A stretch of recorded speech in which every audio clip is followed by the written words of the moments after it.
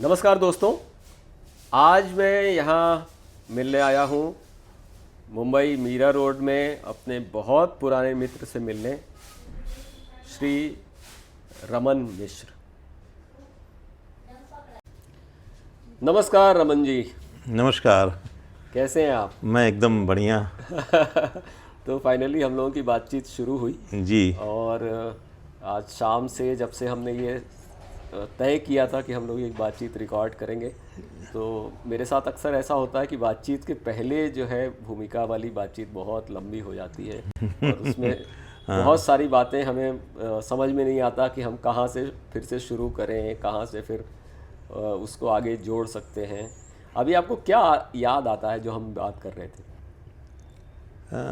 हम लोग अभी जो बातें कर रहे थे यूट्यूब चैनल और आजकल जो रील वगैरह बन रहे हैं उसको लेकर के, किताबों की दुनिया के बारे में और आपकी यात्राओं के बारे में, जो आप यात्राएं करते हैं और उस दौरान जो फिल्में वगैरह आप बनाते हैं, इन्हीं सब चीज़ों को लेकर के। और मेरी दिलचस्पी भी आपसे बात करने में इन्हीं सब चीज़ों की वजह से ही है। जी। तो रील आपने कहा कि आप बहुत देखते हैं, जी। तो बताएं किस तरह के रील आप देखते हैं और किस तरह की संभावनाएं आप देखते हैं रील में? क्या आकर्षित करता है आपको? रील में एक तो ये बहुत ही कम अवधि की का दृश्य होता है ये। जी। एक रील की अधिकतम अवधि 90 सेकंड से अधिक नहीं होती है। तो और उस 90 सेकंड में प्रायः जो मैं देखता हूँ कि छोटी छोटी बातों और अभिनय के जरिए बहुत बड़ी बातें, जिनके लिए किताबों में कम से कम दर्जनों पन्ने लिखे जाते हैं, कई बार छोटी फिल्में बनती हैं उन विषयों पे, वो विषय बहुत अच्छी तरह से संप्रेषित हो जाते हैं। दूसरी मेरी दिलचस्पी ये है कि जैसे मैंने आपसे चर्चा भी की थी कि विद्या बालन के रील में देखता हूँ। तो विद्या बालन के जो रील हैं वो अधिकतम तौर ज़्यादातर जो देसी बातचीत है या देसी डायलॉग है या कोई मजाक कहा गया है, उसके ऊपर वो अभिनय करके बताती हैं। वो एक तरह का सामाजिक तंज होता है, छोटी छोटी बातों पे तंज होता है, जो कि हमारे समाज में इतने अंतर्विरोध हैं, उसको वो प्रकट करता है।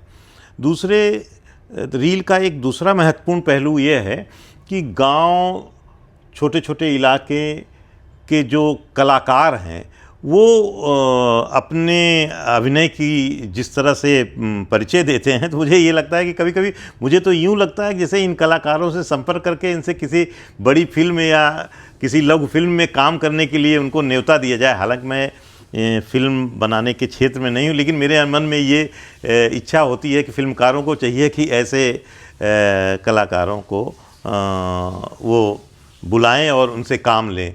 हाँ, मुझे बड़ा मुश्किल सा लगता है क्योंकि कई बार क्या होता है कि वो अपने एटमॉस्फेयर में हैं, वहाँ वो ज़्यादा सुरक्षित हैं, जी जी जी। ज़्यादा कंफर्ट हैं। कई बार जो हम बातचीत एक मामूली फ़ोन से रिकॉर्ड कर लेते हैं, यही बातचीत अगर बहुत सारे कैमरे लगा के स्टूडियो में बैठे हम लोग बात करेंगे तो शायद इतना जो सानिध्य अपना होता है, इतनी इंटीमेसी जो होती है, वो सहजता शायद खत्म हो जाए। सहजता खत्म हो जाए। बिल्कुल ठीक कह रहे हैं आप। ये एक मेरे मन में उपजता है। जैसे एक और रील में एक चीज़ और भी मैं देखता हूँ कि कुछ लोग गाने बजते हैं और उन गानों के ऊपर अभिनय करते हैं, तो उसमें भी मुझे बहुत अद्भुत अद्भुत कलाकार दिखते हैं, जो कि मतलब इतनी बारीकी से अपने चेहरे की भाव मुद्रा, इवन कुछ लोग नृत्य करते हैं उन गीतों पे, मतलब बहुत छोटे छोटे बच्चे भी हैं उसमें, युवा भी हैं, इवन वृद्ध भी हैं। तो वो जिस तरह से उन गीतों पे उनके पैरों की थिरकन और शरीर का जो अभिनय है वो देखने लायक होता है। तो ये मुझे बहुत आकर्षित करता है। मुझे ये भी लगता है रमन जी कि जो है, जो भारतीय समाज है वो ओपन हो रहा है जी। और यूट्यूबर्स के जरिए और जो वर्तमान मीडिया का परिदृश्य है उसके जरिए बहुत सारे लोग जो है क्रिएटिव हो रहे हैं, बहुत सारे लोग परफॉर्म कर रहे हैं और बहुत सारे लोग दिखाई पड़ रहे हैं, उनकी कला दिखाई पड़ रही है, जिसको हमारे आपके जैसे लोग जो है एंजॉय कर रहे हैं और प्रभावित हो रहे हैं। जी जी जी। नहीं, आपने एक बहुत महत्वपूर्ण बात कही, इस तरफ मेरा ध्यान नहीं गया था। अभी आप बातचीत में मुझे ये लगा कि ये शायद हमारे समाज के खुलने की प्रक्रिया भी है। जी बिल्कुल। ये एक आधुनिक समाज बनने की भी प्रक्रिया है। जाहिर है कि इसमें कुछ बाज़ार के भी तत्व कहीं न कहीं असर कर जाते हैं, तो उससे थोड़े विचलन भी होते होंगे, लेकिन ये बिल्कुल सही आपने कहा कि ये समाज के खुलने की एक प्रक्रिया है और इस लिहाज से भी इसे देखा जाना चाहिए। जी जी। तो जैसे पहले हम लोगों को आधुनिक बनने के लिए या खुलने के लिए जो आप बता रहे हैं, तो हमारे पास एकमात्र माध्यम था, या तो फिल्में थी या तो किताबें थी। ये एक यूट्यूब और रील वगैरह जो ये माध्यम आए, इंस्टाग्राम वगैरह, ये भी माध्यम मुझे लगता है कि बहुत प्रभावी साबित होगा भारतीय समाज को खुलने में। बिल्कुल। और अभिव्यक्ति का माध्यम है ना? अभिव्यक्ति का माध्यम है जी। आपने कैसे इस्तेमाल किया यूट्यूब को या ये वीडियो के मीडियम को? इवन एआई की चर्चा भी हमने की। हाँ, नहीं, मैं यूट्यूब पे तो मैं अभी हमने वो प्रक्रिया शुरू ही नहीं की है। अभी मैं यूट्यूब का मात्र एक दर्शक ही हूँ और वो बहुत अधिक यूट्यूब को मैं उस तरह से अभी एक्सप्लोर नहीं कर पाया हूँ, लेकिन आप लोगों के साथ बैठता हूँ तो मुझे उसकी संभावनाएं दिखती हैं। जैसे अभी तक यूट्यूब में हमने कुछ पुरानी फिल्में या पुराने गीत या कुछ लाइव कंसर्ट वगैरह जो यूट्यूब पे दर्ज हैं, जो हमने देखे नहीं हैं और जिनके बारे में हमने बहुत चर्चाएं सुनी हैं, उसमें क्लासिकल गायकों के बहुत से कंसर्ट देखने को सुनने को मिले। कुछ जो जैसे ये नुसरत फ़तेह अली खां के विदेशों में होने वाली जो कव्वालियों के शो थे, वो देखने को मिले। तो इस तरह से यूट्यूब हमारे जीवन में है और जाहिर है कि वो बहुत ही रोमांचक है। जी, मैं भी हमेशा ये महसूस करता हूँ, जैसा अभी मैं आपको बता रहा था कि हम लोगों को यूट्यूब का एक रूम बनाना चाहिए स्टडी सेंटर की तरह, और बहुत सीरियसली जो है, जैसे लाइब्रेरी में जाके हम लोग बैठते थे और अध्ययन करते थे, यूट्यूब को एक लाइब्रेरी की तरह जो है इस्तेमाल किया जा सकता है। जी जी, बिल्कुल, ये बहुत उचित सलाह है और हमको लगता है कि इसे एक एक्चुअली अभी तक चूँकि फ़ोन में सारी गतिविधियाँ संपन्न होती हैं देखने की, ये हम ट्रेन में जा रहे हैं तो 1 घंटे की यात्रा है, तो उस 1 घंटे के समय को फिलर के तौर पे हम इस्तेमाल कर लेते हैं। कोई क्लिप देख लिया या कोई लंबी यात्रा पे हम निकले तो इसको देख लेते हैं। लेकिन मुझे लगता है कि अब ये विधा इतनी विकसित हो चुकी है कि इसे एक स्टडी रूम की ज़रूरत है और उसमें बैठ करके बाकायदा कोई 2 घंटे की क्लिप फिल्म हो या और कोई छोटी फिल्म हो, कोई रिपोर्ट हो, उसे हमें देखना चाहिए और ये बहुत ही उपयोगी है। आप जो है लेखन और साहित्य की दुनिया से जुड़े हैं, तो क्या यूट्यूब के जरिए कुछ बहुत महत्वपूर्ण आपको लेखकों के इंटरव्यूज़ वगैरह भी देखने को मिले, या कुछ ऐसा आपको याद आता है आपने देखा? जी, अभी हिंदवी करके जो संस्था है, उन्होंने एक बड़े इंटरव्यूज़ का सिलसिला शुरू किया है और वो बहुत लोकप्रिय भी है। अंजुम शर्मा वो इंटरव्यू लेते हैं, तो वो इंटरव्यू की अवधि लंबी होती है और मुझे लगता है कि किसी लेखक को जानने समझने के लिए, जो अभी तक हमने इंटरव्यूज़ पढ़े बहुत हैं, देखे कम थे, लेकिन अंजुम शर्मा के इंटरव्यूज़ देख करके ऐसा लगता है कि ये ज़्यादा प्रभावशाली है, जो विजुअल तौर पे हम इंटरव्यू देख रहे हैं और उसमें लेखक ज़्यादा जिंदादिली के साथ खुलता है, अपनी बातें कहता है, अपनी जुमलों को और अपनी तमाम भाषा के स्तर पे जो वो प्रयोग करता है अपनी बातें कहने के लिए, वो अद्भुत होती हैं। क्योंकि मैं भी जिस तरह के इंटरव्यूज़ करता हूँ, मैं नटोरियसली ये कोशिश करता हूँ ऐसे लोगों से बातचीत करने की जिनसे आमतौर पे मीडिया बातचीत नहीं करता। जी जी जी। आमतौर पे जो है जिनके इंटरव्यूज नहीं होते, जिनको कोई स्टूडियो वाला बुला के इंटरव्यू नहीं करता, जी जी मेरी कोशिश रहती है ऐसे आत्मीय लोगों से आत्मीय साक्षात्कार करने की। जी जी और इस बहाने जो है एक शेयरिंग का प्रोसेस शुरू होता है, एक बातचीत का प्रोसेस शुरू होता है। नहीं, आपके वीडियो यूट्यूब पे जो मैंने देखे हैं, एक तो सबसे बड़ी चीज़ ये है कि जो आपने बताया कि आमतौर पे ऐसे लोग होते हैं जो स्टूडियो मटेरियल नहीं है, मतलब स्टूडियो में उनको बुला करके हाँ, या सेलिब्रिटीज ऐसी चीज़ नहीं है, हाँ। वो बहुत ही आम और ये, लेकिन हर व्यक्ति के अंदर की जो कुछ विशेषताएं होते हैं वो जिस तरह से आप बाहर निकालते हैं। अभी मैंने आपका जो देखा विनीत कुमार वाली किताब पे मीडिया का लोग, मीडिया, मैंने इस पे कई समीक्षाएं भी पढ़ी और इस किताब के बारे में बहुत चर्चाएं भी सुनी, लेकिन आपने बहुत कम समय में विनीत कुमार से जिस तरह की बातें कहला ली वो आम तौर पे संभव होता नहीं है। दूसरी चीज़ ये भी है कि आप जो वीडियो बनाते हैं उसमें एक निरंतरता, एक यात्रा है। मतलब जैसे हमने उदयपुर में किसी व्यक्ति का इंटरव्यू देखा तो फिर आप दिल्ली पहुंच गए तो दिल्ली में देख रहे हैं, तो वो ऐसा नहीं है कि वो अलग अलग, वो लगता है कि एक यात्रा का सिलसिला है और अलग अलग कैरेक्टर हम उसको देख रहे हैं। तो आज 5 फरवरी 2025 को जब हम ये बातचीत कर रहे हैं, तो आपने अखबार में या न्यूज़ में क्या पढ़ा? अखबार और न्यूज़ तो मैंने मतलब कई साल हो गए ने अखबार पढ़ना भी बंद कर दिया है और न्यूज़ भी नहीं देखता हूँ। और अब दरअसल न्यूज़ नाम से ही एक तरह से चिड़ इस तरह से है कि उसमें सारी निगेटिव चीज़ें, हमें ये सिखाया गया है कि न्यूज़ का मतलब होता है कोई आपदा, कोई बड़ी दुर्घटना, कोई बहुत आतंकित करने वाली सूचनाएं।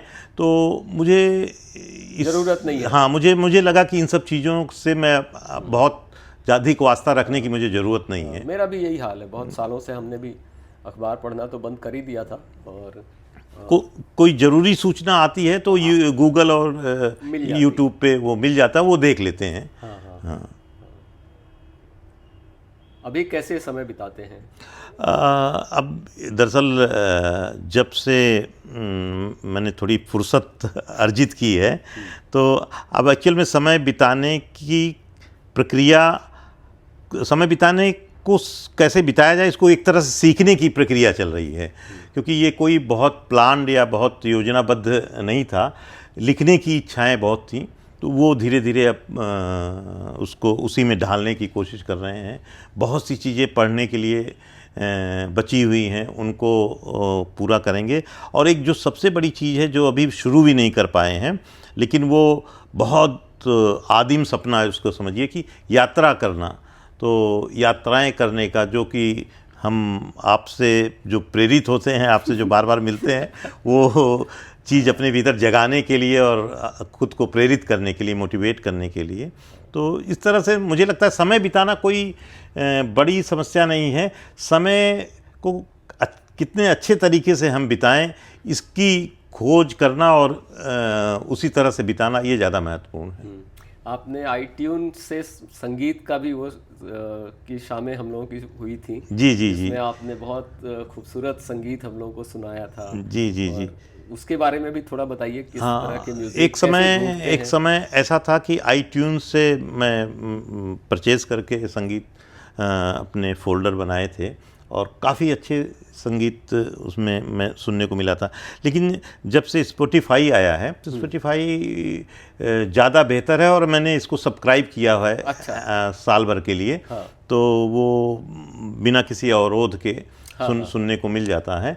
तो वो मैं भरपूर सुनता हूँ। वो आप कह सकते हैं कि मेरे लिए बहुत ईंधन का काम करता है।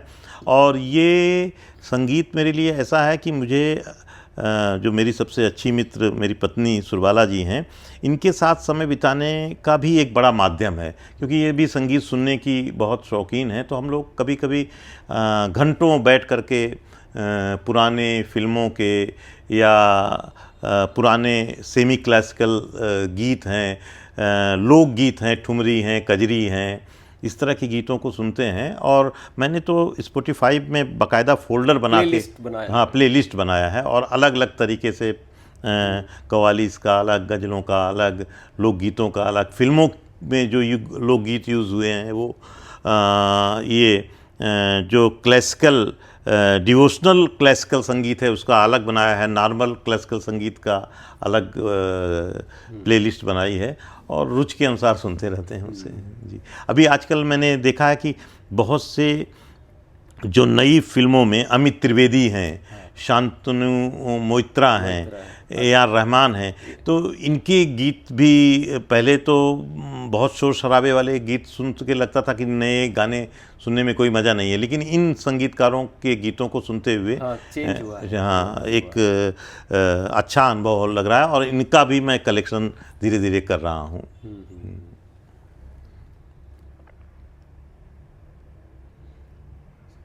आप इधर आइए।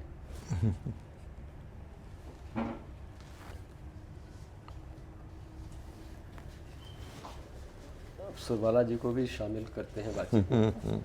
थोड़ा ऐसा बैठिए कि आप बराबर से हो, थोड़ा इधर खिसक आइए, उसी पे बैठिए तो। हाँ, आराम से। हाँ।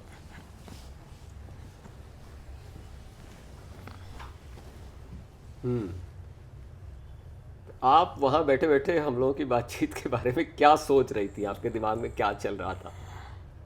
नहीं, दिमाग में तो ऐसा कुछ खास नहीं चल रहा था, लेकिन ये आप लोगों की बातें सुन रही हूँ, अच्छी लगती है मुझे, इसलिए सुन रही थी। नहीं, उसमें कुछ जोड़िए, कुछ खींचिए। जैसे अब संगीत की बात कर रहे हैं जी।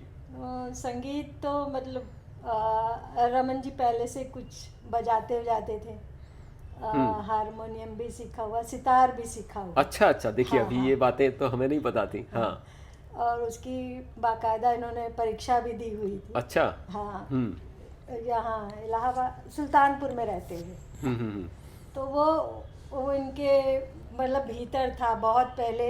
ये कुछ वो यामा का वो आता था, कीबोर्ड यामा का। हाँ हाँ हाँ, हाँ हाँ। वो काफ़ी बजाते थे, तो उसमें काफ़ी धुनें बजाते थे और अच्छी बजाते थे। अच्छा अच्छा अच्छा।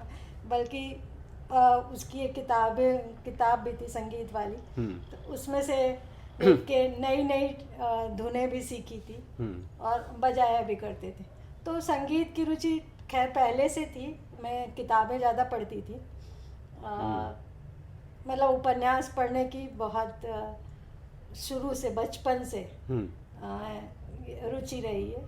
तो वो पढ़ते पढ़ते संगीत में भी सुनती थी। पहले रेडियो से सुना जाता था, फिर बाद में एक्चुअल में आप हमारे यहाँ रेडियो लिस्नर को लिस्नर माना ही नहीं गया। नहीं माना गया। हाँ, जबकि रेडियो लिस्नर बहुत हुआ करते थे। बहुत। अरे मतलब रेडियो पे एकदम काम करते हुए अगर गाने चले तो मेरा काम बड़े सुचारू रूप से और बहुत अच्छे से और होता। पहले तो टेलीविजन नहीं था, तो हम लोग हाँ, रेडियो से ही होता था।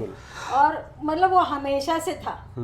और रेडियो में कहानी से लेकर रात के 11:30 बजे जब वो बंद होता था, तब समझिए रेडियो बंद होता। नाटक भी आते थे उसमें, छोटे छोटे रेडियो नाटक भी। कहानी आती थी उसमें, फिल्में एक आध घंटे की आती थी। हाँ, बिल्कुल। तो हम लोग बराबर सुनते थे साउंड ट्रैक। तो वो मतलब संगीत में रुचि पहले से थी। फिर रमन जी ज़्यादातर बजाते थे, सुनते थे, तो उनसे और ज़्यादा फिर बाद में सुनने की रुचि। अब तो काफ़ी कुछ हम लोग सुनते हैं साथ बैठ। एक और बात है ना कि सुरबाला जी के साथ एक खूबी ये है कि ये थोड़ी नाराज़ रहें या अपसेट रहें तो इनको आप बढ़िया गीत सुना दीजिए, ये नॉर्मल हो जाती हैं। तो ये एक बड़ा तो बहुत बढ़िया। हाँ, वो मिल गया। मतलब इनके मन का जितना बेमनस है वो ख़त्म हो जाएगा तुरंत वो गाना सुन करके, और खुश हो जाएंगी। वैसे ज़्यादा गुस्सा होती नहीं है। नहीं, मैंने तो हमेशा हंसते हुए देखा आपको। बहुत सपोर्टिव पत्नी के रूप में, एक जैसी आदर्श सहधर्मिणी होनी चाहिए। पत्नी नहीं कहूँगा, सहधर्मिणी। जी जी जी। क्योंकि मेरा ये मानना है कि पत्नी से जीवन साथी बनने का जो प्रोसेस है, बहुत सारी कपल जो है वहाँ तक नहीं पहुँच पाते। हाँ, ये आप कह सकते हैं कि मतलब यहाँ तक पहुँचना अलग बात, अलग चीज़ हो जाती है। वो आप धीरे धीरे प्रक्रिया में आता है जी। अगर आप उससे जुड़े रहकर वो काम करते हैं तो धीरे धीरे वो प्रक्रिया में होता है। फिर एक क्षण के बाद लगता है, मतलब एक जीवन के बाद लगता है हाँ ठीक है। Not bad. ठीक है। हाँ, इसका टिप दीजिए ना, ये कैसे आपको इसमें क्या चैलेंजेज आए, क्योंकि रमन जी तो जब व्यस्त थे तो हमें पता है क्योंकि हाँ, मुंबई में तो ये ऐसी challenges लाइफ। तो काफ़ी आए। जैसे पहले मैं भी कॉलेज में पढ़ाती थी जी। गोरेगांव पाटकर कॉलेज में। तो शादी के 1.5 साल तक 1.5-2 साल तक पढ़ाया था। फिर कुछ पारिवारिक परिस्थितियों के कारण वो छोड़ना पड़ा। मतलब ससुर जी की मतलब तबीयत खराब रहती थी, तो थोड़ा सा ये था कि ध्यान उनके ऊपर ज़्यादा देना था, तो उसके कारण छोड़ा मैंने वो। लेकिन इन्होंने कहा था कि अगर तुम ना छोड़ना चाहो तो कोई बात नहीं, हाँ, ये भी छोड़ चॉइस सकता है। दिया हाँ, था। हाँ। ये चॉइस दी थी। लेकिन फिर मैंने ये सुना कि मैंने ये चुना कि परिवार हाँ। महत्वपूर्ण है, पहले इस पर फोकस करते हैं, बाद में फिर देखा जाएगा। तो धीरे धीरे गाड़ी चल पड़ी। और खासकर मतलब चूंकि ये प्रकाशन का काम संभाले हुए थे, तो उनके कारण मेरी रुचि बनी रही लगातार। और पढ़ने वाले ये भी थे, पढ़ने वाले मैं भी थी शुरू से जी। तो उपन्यास, कहानी, और चूंकि प्रकाशन संभाल रहे थे तो किताबें हैं। किताबें बहुत थी, इनके पास अपना भी कलेक्शन बहुत था, लाइब्रेरी बहुत अच्छी। तो इसके कारण ये चीज़ें चलती गई और देखती गई कि पहले चूंकि शादी जब हो रही थी तो लगा कि व्यापारिक घराना है, हाँ। व्यापारी परिवार है, लेकिन इनकी साहित्यिक रुचि देखी तो इसलिए लगा कि ठीक है चल जाएगा। क्योंकि मेरा परिवार जो था वो पूरी तरह से पढ़ने वाला परिवार था, ये बिल्कुल अलग परिवार था। उसमें खाली रमन जी ही पढ़ने की तरफ झुका, बाकी सारे लोग व्यवसाय में लगे रहे। तो ये धीरे धीरे मतलब ठीक ठाक मतलब आपको एक फायदा मिल गया। हाँ, और मिला इसका। और आपकी इस रुचि के वजह से रमन जी को भी फायदा हुआ होगा। हाँ, नहीं, ये रुचि के लिए, ये एक्चुअल में ये शादी रुचियों को देख के ही हुई। अच्छा। हाँ, मेरे पास मतलब मेरे परिवार से शादी के बहुत से प्रस्ताव आते थे और मैं किसी न किसी बहाने उसको टाल जाता था। बल्कि कई बार परिवार वाले नाराज़ भी होते थे। लेकिन मुझे ये बहुत अच्छी तरह से पता था कि मैं जिस तरह का काम करता हूँ और जिस तरह की रुचि है, इसमें मतलब हर तरह की लड़की फिट नहीं बैठेगी। तो ये चेतना उस समय काम कर रही थी। तो इनसे उसी दरमियान जब मुलाकात हुई तो मुझे लगा कि ये सबसे बेहतर चयन होगा जो है ये। तो वो बात बन भी गई। लेकिन एक और मज़ेदार अभी बातचीत से मुझे आया कि जैसे इन्होंने नौकरी छोड़ी तो जाहिर है कि उस नौकरी छोड़ने का दुख इनको आज तक भी है। वो पीड़ा, वो तनाव इनमें दिखता भी है और जाहिर है किसी के लिए भी होगा। तो लेकिन उन्होंने परिवार के हित में, तो मैंने भी बहुत सी चीज़ें परिवार के हित में छोड़ी थी, तो एक उसका भी असर हम लोगों के ऊपर था, दोनों एक दूसरे के। भाई ये छोड़ सकती हैं तो मैं भी छोड़ सकता हूँ। लेकिन इसमें अभी जो बातों बातों में निकला कि मैं जो किताब की शॉप से जुड़ा तो उसमें पढ़ने की इतनी सामग्री इन्होंने जो दी, जो पढ़ने की सामग्री मिलती थी, उस सामग्री ने बहुत बड़ी भूमिका अदा की। वो सामग्री इस तरह से अदा की कि ये किताबें पढ़ने की शौकीन थी और हमारे पास किताबों का अपार भंडार था। तो हम लोग किसी और दिशा में विचलित नहीं हुए, यानी चकाचौंध, बाजार, माल, घूमना फिरना, इन सब से किताब पढ़ना, किताब बेचना, किताब पढ़ना और किताबों के बीच में घर में भी घिरे रहना। तो इसने एक तरह से हमको संभाला, किताबों ने बहुत संभाला दोनों लोगों को। और इवन बच्चों को भी संभाला कि भले वो किताबें उतना पढ़ते नहीं थे, लेकिन हमेशा किताबों के बीच में रहने से एक जो होता है असर होता होगा। मतलब बच्चों में जो संस्कार जाने चाहिए थे मेरे हिसाब से वो गए हम्म, कि सब मतलब सोशल हुए अच्छे से, लोगों के बीच कहीं किसी के मन में ईर्ष्या वाली भावना न पैदा हो। और जित परिवार में बहुत सारे बच्चे हैं, लेकिन सब एक समान भाव से रहें, सब अपने एक दूसरे के सुख दुख को अपने मतलब कह सकें एक दूसरे से, इतनी उनके भीतर जोड़ने की कला होनी चाहिए थी। और वो धीरे धीरे डेवलप हुई मेरे बेटी में भी, बेटे में भी, कि बाकी सारे परिवार से भी वो लोग जुड़े रहे और अच्छी तरह से जुड़े रहे, मतलब ढंग से। तो ये उपलब्धि मानती हूँ कि ठीक है, बाकी भले पैसा आदमी नहीं कमाता, बाकी सारी चीज़ें नहीं कमाता, लेकिन कम से कम एक अच्छे इंसान के रूप में स्थापित हो जाए, बस उतना बहुत। नहीं, और जैसे आज का समय है, आज के समय में बहुत आसानी से लोग जातिवादी हो जाते हैं, सांप्रदायिक हो जाते हैं। ये चीज़ मेरे मन में हमेशा ये रहा कि बच्चों के अंदर ये विकार, इस तरह के विकार ना पैदा हो कि मतलब वो बहुत जातिगत गौरव से भरे हों या बहुत सांप्रदायिक विद्वेष वाली भावना। तो ये भी किताबों की ही संगत ऐसी रही और हम लोगों की रुचियों के बरक्स, मतलब मैंने देखा कि उन सब विकारों से वो बचे रहे और उन्होंने भी अपने तरीके से एक जो आधुनिक सही शब्दों, सही मूल्यों में जो आधुनिक जीवन होता है उसकी तरफ, जीने की तरफ वो लोग अग्रसर हुए। तो बाहर करियर की दुनिया और परिवार की दुनिया, दोनों ही माध्यमों से आत्म विकास हो सकता है। जब एकदम, है ना। तो लेकिन ज़्यादातर लोगों को लगता है कि नहीं, हम बाहर जाएंगे, हम करियर बनाएंगे या ऐसा करेंगे। तो ये तो आप मतलब परिवार से भी और समाज से भी और अपने विचारों से भी आप आधुनिक हो सकते हैं। आधुनिक बनने के लिए ज़रूरी नहीं कि आप मतलब बाहरी आडंबर का सहारा लें, ये बिल्कुल ज़रूरी नहीं। कोई ऐसी बात बताइए जो आपने रमन जी को अभी तक नहीं बताई। मेरे ख्याल से अभी तक ऐसा कोई चीज़ नहीं है।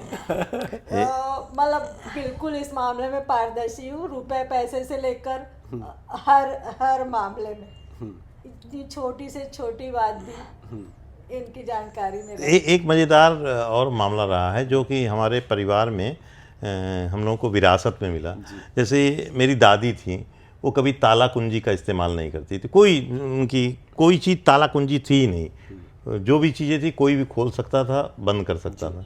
यही परंपरा मेरी माताजी का है और यही परंपरा हमारी रही और यही परंपरा बच्चों की भी है। वो भी उनके, आप किसी भी कमरे में जाएं कि किसी कबाट में आपको ताला नहीं मिले, मतलब चाबी से बंद नहीं मिले, खुला रहेगा कोई भी। तो हमारा घर भी ऐसा ही है। हाँ, किसी का कोई पर्सनल कबाड़ नहीं है तो ये एक्सेसिबल नहीं है। नहीं बराबर है। और इसके अलावा ये तो जब नोटबंदी का समय आया था, उस समय गांव में थी मैं, मतलब सुल्तानपुर हम लोग गए हुए थे।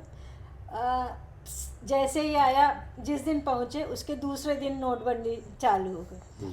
तो मेरे साथ तो मतलब जेठानी है, जेठ जी, सब लोग थे, बाकी सारे सब लोग भी थे और यहाँ भी घर परिवार के सारे सब लोग थे। सब बड़े परेशान कि कहाँ से मतलब इस पैसे को कैसे बैंक तक पहुँचाए, हाँ कैसे कन्वर्ट किया जाए। मैं एकदम बिंदास थी क्योंकि एक भी पैसा ही नहीं था जिसको लेकर मुझे तो लोग बड़े ये हैरत में थे कि इतने निश्चिंत क्यों है। क्योंकि ऐसा कुछ छुपा हुआ धन, जैसे मैंने देखा बहुत सारी भाभियां थी मेरी, बहुत सारे सब लोग, तो उन्होंने अपनी बचत कर रखी होगी, बचत कर रखी थी। किसी के पास लाख रुपया निकल रहा है, किसी के पास 1.5 लाख, किसी के पास 2 लाख निकल रहा है और मैं एकदम आराम से निश्चिंत होकर बैठी थी। सब लोग बोले आप मतलब आप परेशान ही नहीं। हम कहे जब है ही नहीं तो हमको जरूरत ही नहीं। तो ये हमेशा से, ये मतलब आज से नहीं, मेरे पिता भी ऐसे ही थे। मेरे पिताजी भी जेब में जितना पैसा होता था, जब तक खर्च न कर दें तब तक उनको संतोष नहीं। और वो सारे समाज के लिए बहुत काम करते थे। अपने पिताजी के बारे में थोड़ा बताइए। हाँ, मेरे पिताजी क्या शुभ नाम था उनका? उनका राजधर पांडे। और वो यहाँ सेंट लॉरेंस हाई स्कूल में एज ए प्रिंसिपल बाद में रिटायर हुए। सांता कुछ वेस्ट में है, वेस्ट में, अच्छा। एसबी रोड पे ही वो है। जुहू गार्डन के एकदम बगल में। ओके। हाँ, तो वो आए समझिए 62 में वो आए बॉम्बे, और शुरू से वहीं पढ़ाते रहे, तो हिंदी पढ़ाते रहे। फिर उसके बाद 1963 में मेरा जन्म हुआ, और उसके 1 साल बाद हम सारा पूरा परिवार बॉम्बे आया। मतलब हम 2 भाई और 2 बहनें, मैं सबसे छोटी हूँ। अच्छा। हाँ, तो पिताजी स्कूल टीचर रहे, बाद में ट्यूशन पढ़ाते रहे।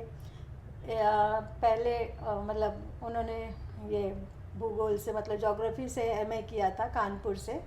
फिर यहाँ आकर पढ़ाते हुए उन्होंने हिंदी से एमए किया उल्लासनगर से। अच्छा।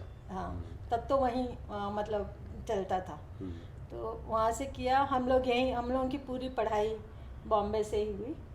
और पिताजी मतलब समझिए 0 से लेकर आज मलाड में हम लोगों का एक बंगलो है, और एक वाड़ा करके जगह है। हाँ, वाड़ा। हाँ, वहाँ कुछ 1 एकड़ जमीन है जिसमें नर्सरी और अच्छा। दूसरी सब खेती होती। तो ये सब पिताजी ने अपने मतलब उन्होंने एकदम 0 से शुरू करके ऐसे पहले जो जहाँ हम लोग रहते थे वहाँ बिजली पानी कुछ नहीं था, चाल जैसी एरिया थी।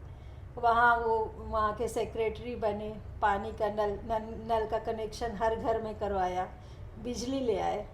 उस समय मतलब बल्ब भी नहीं जलता था, सब लैंप। हम लोगों ने 6ठी 7वीं तक तो लालटेन और लैंप की रोशनी में मुंबई शहर में रहते हुए। मुंबई शहर में गोरेगांव में रहते हुए हम लोगों ने उसमें पढ़ाई की। जो हम लोगों को जब पिता चूँकि एक टीचर की इतनी ज़्यादा हैसियत नहीं होती कि लोग मतलब ट्यूशन और बाकी सर, तब कॉन्सेप्ट भी नहीं था वैसा। तो पिताजी पढ़ाते थे, नहीं तो मेरे बड़े भाई पढ़ाए, छोटे भाई पढ़ाए।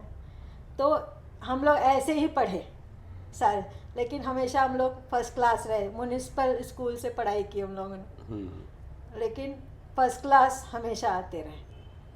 और 10th में भी बहुत अच्छा। फिर पाटकर कॉलेज में पढ़ा मैंने। फिर यहाँ पाटकर से मतलब हिंदी से मैंने एमए किया, गोल्ड मेडलिस्ट रही मैं।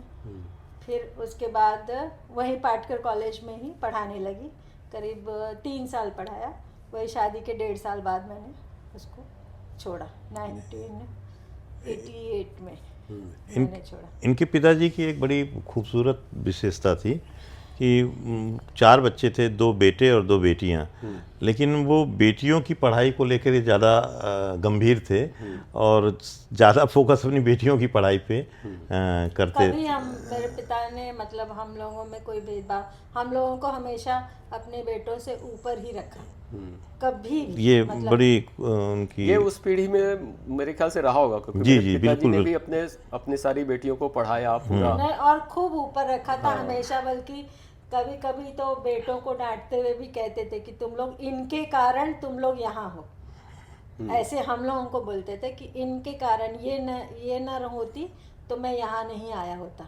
और फिर उन्होंने मतलब बड़ा हर जन को पढ़ाया, लेकिन उसके बावजूद भी उन्होंने ये हमेशा हम लोगों को ऊपर उनकी ये धारणा थी कि लड़कियों को पढ़ाई लिखाई ही उनका सबसे बड़ा साधन है, जिसके बलबूते पे वो जीवन में आगे बढ़ सकेंगी या संघर्ष कर सकेंगी। वो कविताएं भी लिखते थे उनकी। हाँ, एक किताब हम लोगों ने बाद में उनकी मृत्यु के बाद हम लोगों ने पब्लिश किया। हाँ, पब्लिश किया।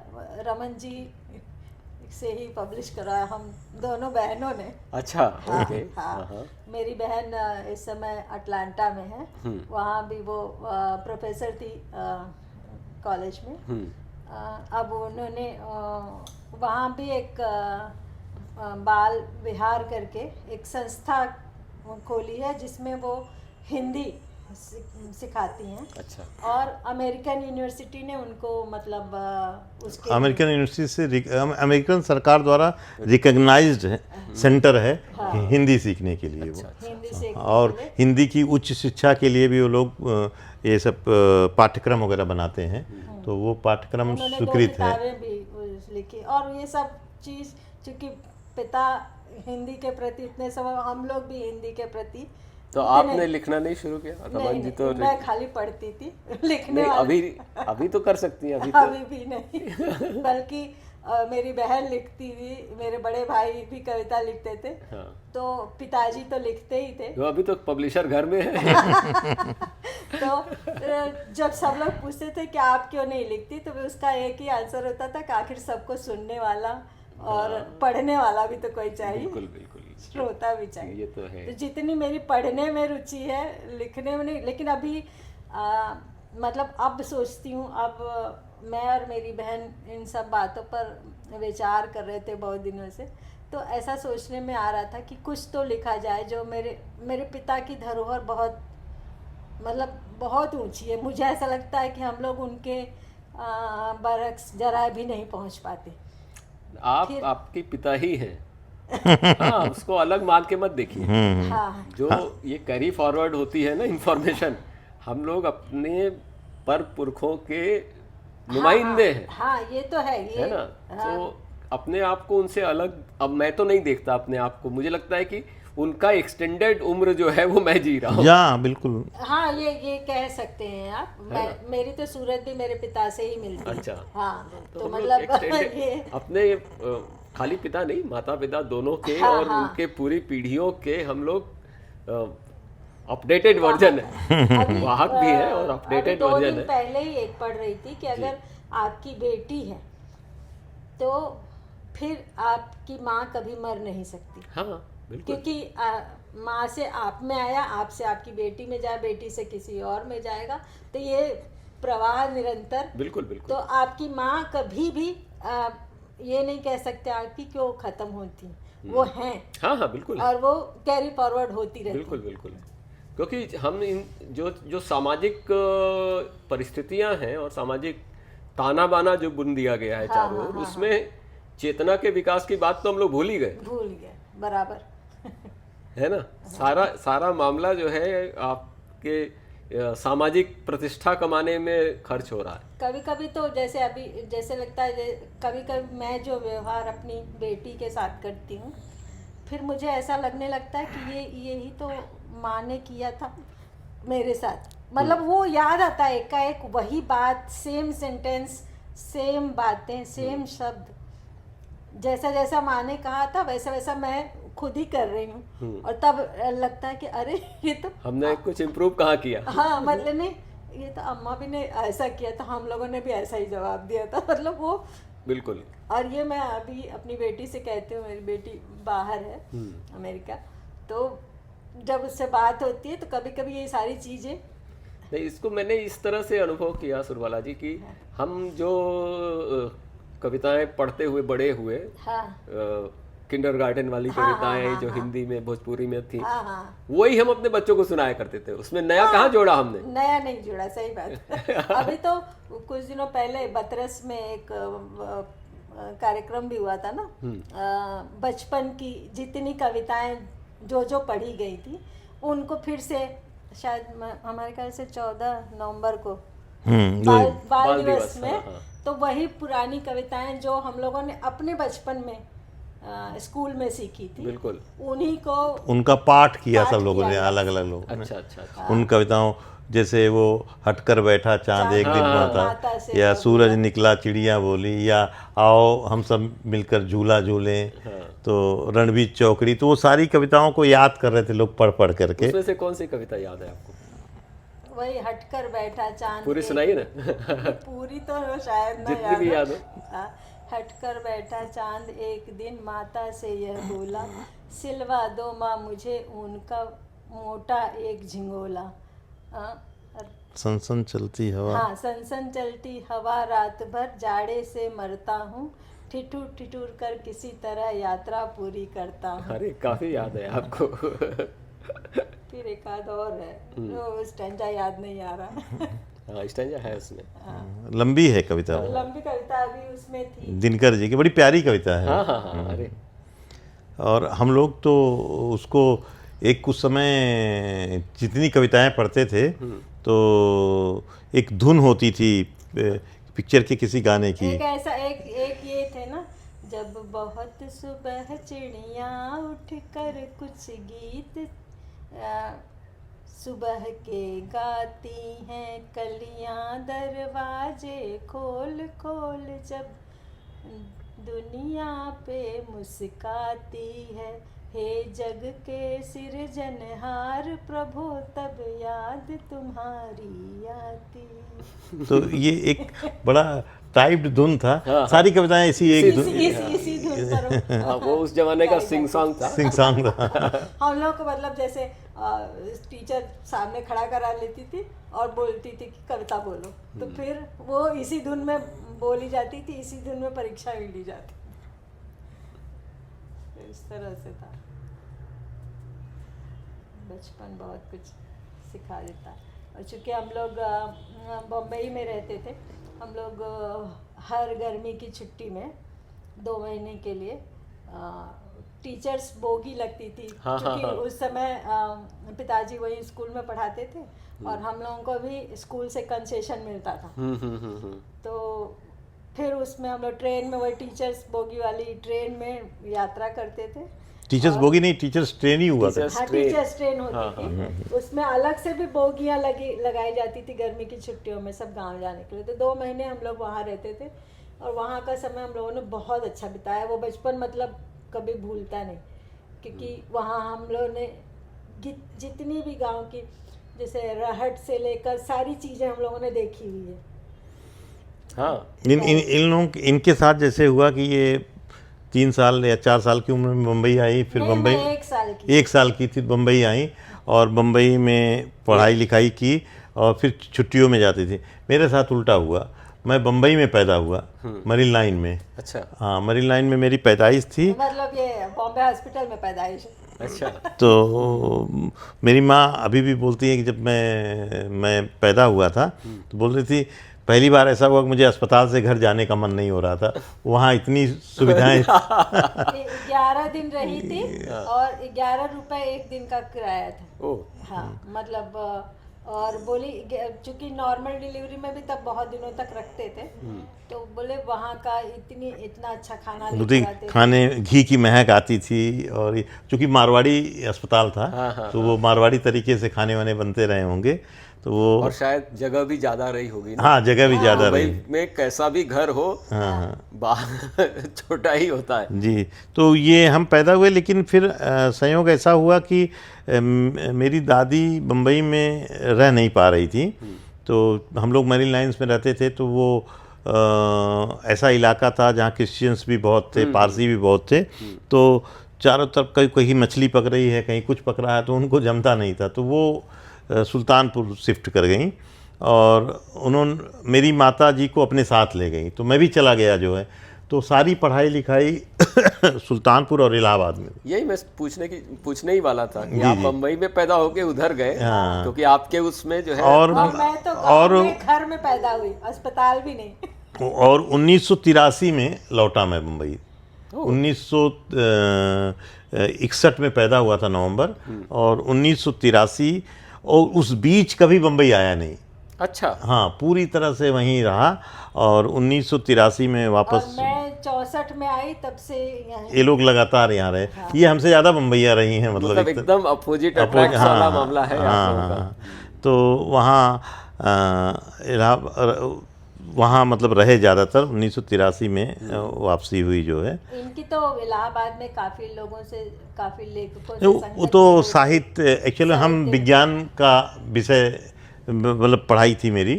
तो और बड़ा उस समय मतलब मैथमेटिक्स को लेकर के मेरे मन में बड़ा ये रहता था कि मैं बहुत उच्च शिक्षा गणित में करूं जो है। तो हमने सब्जेक्ट भी इसी तरह से लिए, फिजिक्स, मैथ और स्टैटिक्स करके। और पिताजी की इच्छा थी कि इंजीनियरिंग कॉलेज में मैं इंजीनियरिंग करूं जो है। तो मैंने इंजीनियरिंग की परीक्षाएं 2 बार पास किया, लेकिन संयोग ऐसा हुआ मैं गया नहीं। और इलाहाबाद में रहते हुए साहित्य से जुड़ गया, और उस समय महादेवी वर्मा, फिराक गोरखपुरी, रविंद्र कालिया, ममता कालिया, उपेन्द्र नाथ, नरेश मेहता, यानी बड़ा समृद्ध माहौल था इलाहाबाद का। बाबा नागार्जुन, हाँ, नागार्जुन तो पटना में रहते थे, लेकिन आते थे। हाँ वो तो घूमते रहते थे, घुमक्कड़ थे वो। तो वहाँ रहने वाले में ये नियमित रहते थे, और इन लोगों से महादेवी वर्मा, तो इन सब लोगों से मिलते जुलते मेरी मतलब रुचि ऐसी हो गई कि मतलब फिर हमने विज्ञान की दिशा में जाने का मन ही किताबें आपने कब से बेचना शुरू किया? ये बता रहा हूँ, ये जब 1983 में मैं एक्चुअल में मुझे फिर बम्बई के प्रति कभी आकर्षण पैदा ही नहीं हुआ, क्योंकि मेरा पूरा परिवार यहाँ रहता था। कभी कोई आकर्षण हुआ नहीं मेरे मन में, इलाहाबाद के प्रति बहुत आकर्षण था। और एक तरह से मेरे मन में था कि मैं इलाहाबाद में ही कुछ टीचिंग वगैरह का जॉब करके यहीं बस जाऊँगा। और हमारे टीचर्स जो थे वो भी बड़ा मानते थे कि मतलब तुम लगे रहो, मैं तुम्हारा यहीं कहीं, हाँ ये हो जाएगा। और लगभग ये तय था कि मतलब हो जाएगा। 83 में मेरे पिताजी की तबीयत, 83 क्या मतलब 80 के बाद से ज़्यादा ख़राब रहने लगी। तो 83 में मुझे मतलब बुलाया गया मुंबई कि मतलब पिताजी के साथ थोड़ा समय, वो हमेशा याद करते हैं। तो मैं आया, तो फिर पिताजी ने उनके साथ आने जाने लगा। ऑफिस हम लोगों का ट्रांसपोर्ट और वेयर हाउसिंग का काम था। फिर वो थोड़ा थोड़ा मुझे काम भी देने लगे कि ये देख लो मैं जल्दी जा रहा हूँ। तो धीरे धीरे मैंने देखा कि मेरे रहने से वो उनको एक रिलीफ मिल रहा है। तो फिर मैंने एक उनके सामने ये शर्त रखी कि भाई मैं इसी शर्त पे मुंबई रुकूंगा कि फिर आप मुंबई छोड़ दो। क्योंकि फिर कोई मतलब नहीं होगा कि पता लगा इसी उसमें। और उन्होंने ये वादा किया और उन्होंने मुंबई छोड़ी, और वो उन्होंने 15 साल अपने रुचि का जीवन जिया। यानी वो भी यात्राओं के बड़े शौकीन थे। तो उस समय फिर उन्होंने यूपी में रह करके, सुल्तानपुर में रह के सब यात्राएं की। अपने यार उनके दोस्तों का बड़ा सर्कल था वहाँ पे, तो वो सब जिया उन्होंने। लेकिन अब उनको चूँकि मैं मुक्त कर चुका था, तो मेरे सामने और कोई विकल्प नहीं था मुंबई छोड़ने का। उसी समय ये समस्या आई, ये सब तो हो गया, अब मेरा साहित्य से सारा संबंध ख़त्म हो जाएगा। तब मैंने ये बुक शॉप और प्रकाशन की योजना बनाई, और उसके माध्यम से मैं एक तरह से साहित्य में लौट आया। और लौट के आया फिर से वही स्थिति हो गई कि व्यवसाय से दूर होता गया और साहित्य में ज़्यादा। नहीं, मुझे याद है जब आपकी दुकान नई नई खुली थी और मैं पहली बार खोजते खोजते वहाँ पहुँचा था, और उसी दिन जो है सागर सरहदी साहब मुझे मिले थे कालवा देवी में, और बहुत दूर। और वहाँ उन्होंने पूछा ये परिदृश्य प्रकाशन कहाँ है। और तब मैंने उनको रास्ता बताया, और वो पहली बार जा रहे थे इनके यहाँ।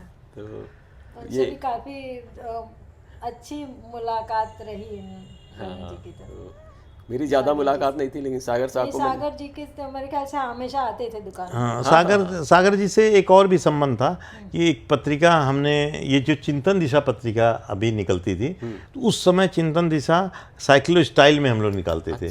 और तकरीबन 20-25-30 पेजों की, तो वो पत्रिका हम पोस्ट करते थे इनको। तो इनके पोस्ट कार्ड पे जवाब आते थे उस पत्रिका की सामग्री को लेकर के।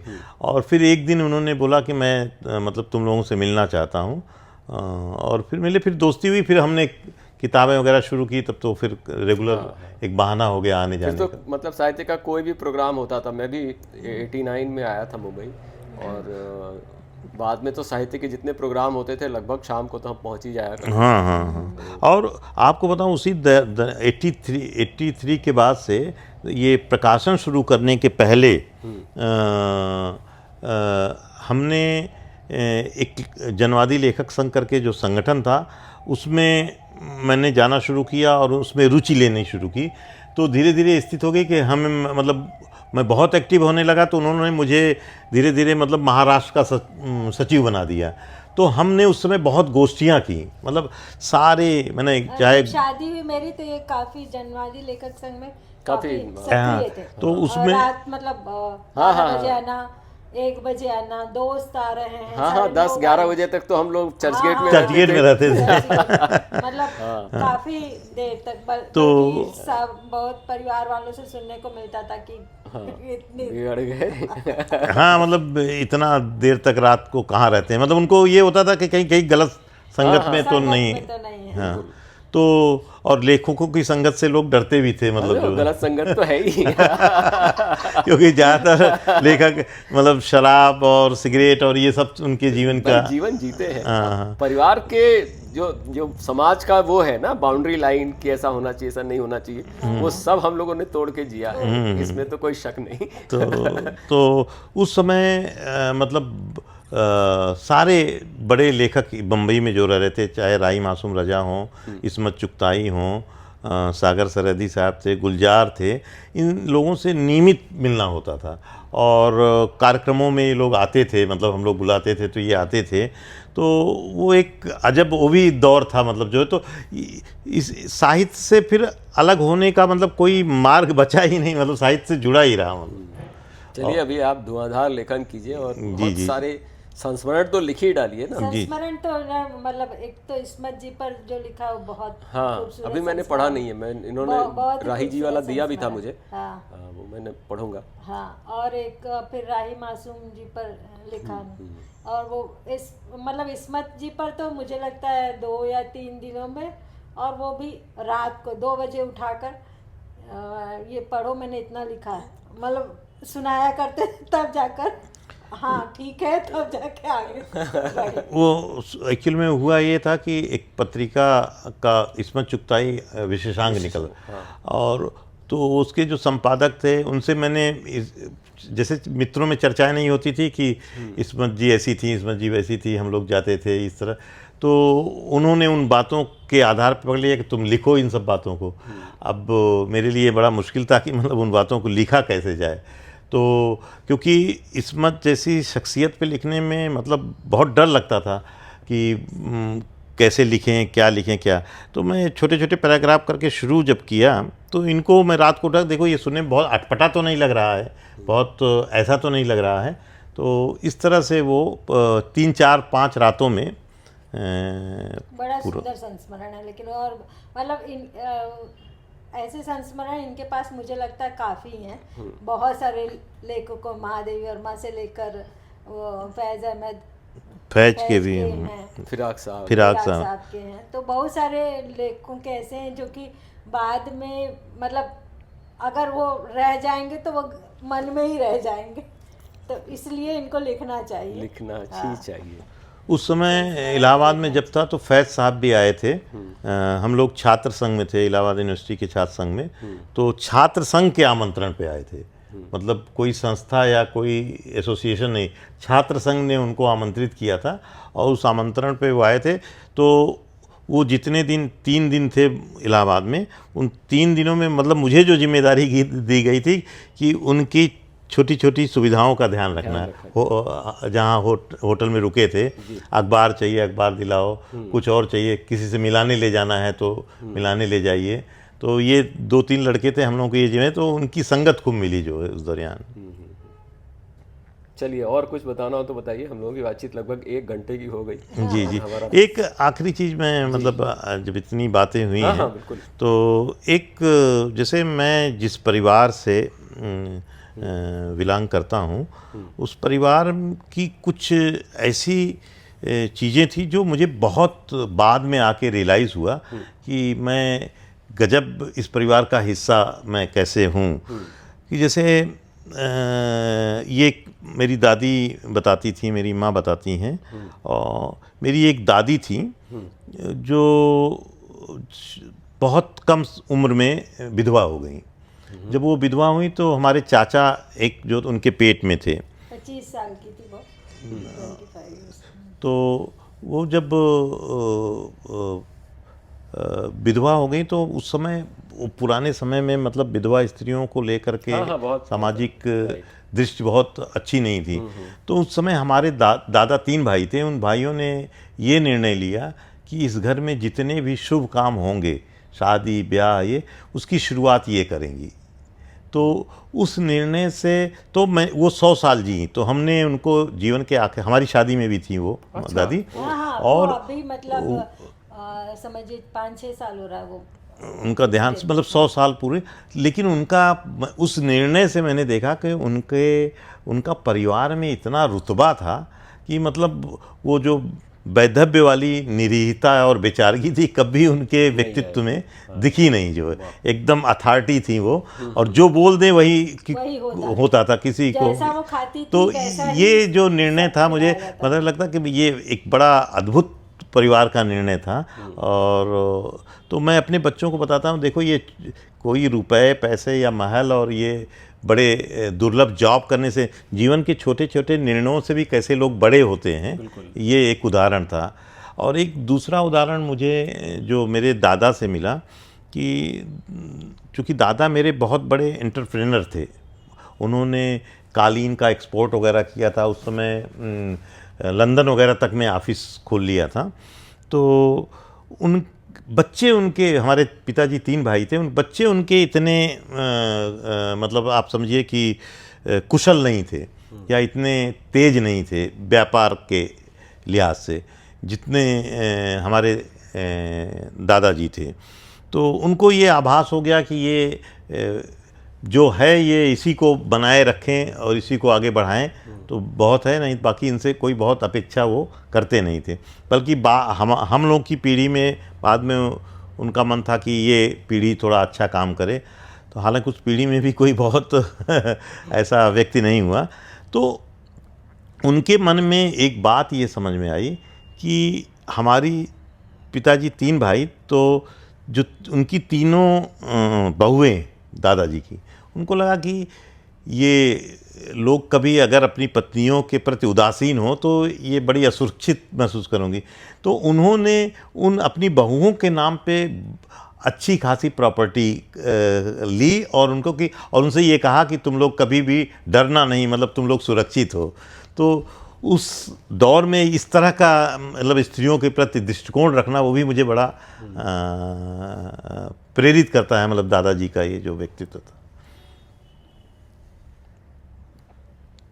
चलिए फिर इस तरह से जो है हम लोग आज की बातचीत का समापन करते हैं। जी जी जी जी जी। बहुत आनंद आया ये, और फिर से जिया गया बहुत सारी चीज़ें, यादें जी फिर बिल्कुल से जी बिल्कुल। गई तो बहुत अच्छा। मुझे सुनने समझने सीखने का बहुत मौका मिलता है इस तरह की बातचीत में। जी और जी जी। मुझे पूरी उम्मीद है कि हम लोगों के जो दूसरे परिचित हैं जो इस तरह से आपसे बैठ के बात नहीं कर पा रहे हैं, उनको भी ये सुनने समझने में बहुत अच्छा लगेगा उनको। जी जी बिल्कुल। बहुत बहुत धन्यवाद, शुक्रिया। धन्यवाद।